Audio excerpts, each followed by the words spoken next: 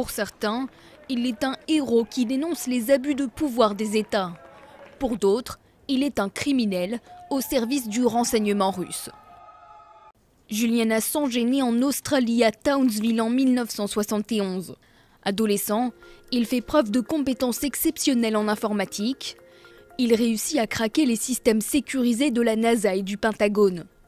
Rattrapé par les autorités, il échappe à la prison à condition de ne pas récidiver.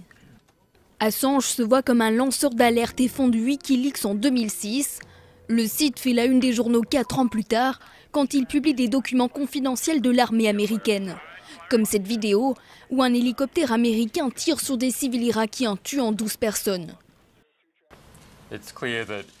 Il est clair que cela aidera à comprendre à quoi ces 6 dernières années de guerre ont ressemblé. Et cela montrera que le cours de la guerre doit changer.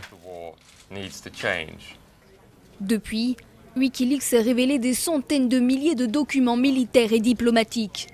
Assange réclame aux États une transparence totale pour servir l'intérêt général. Objectif, forcer les entreprises et gouvernements à rendre compte de leurs actes. Mais le militant de 48 ans est souvent critiqué pour ses liens avec la Russie, le Venezuela ou l'Équateur, des pays plutôt en décalage avec ses valeurs affichées. Certains vont jusqu'à accuser Assange d'être un pantin du Kremlin. Il est soupçonné d'avoir favorisé l'élection de Donald Trump en révélant des emails compromettants de la candidate démocrate Hillary Clinton. Le hacker s'est aussi montré en faveur du Brexit.